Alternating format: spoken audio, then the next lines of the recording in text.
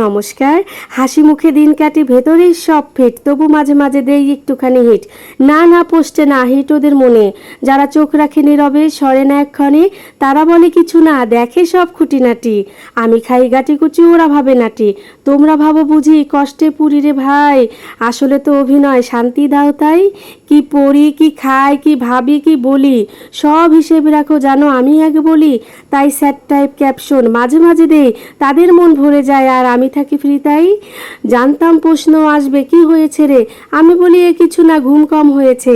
আসলে তো কিছুই না, আমি তো ফুরফুরে, তোমাদের জন্য একটু গল্প সাজাই হুড়হুড়ে।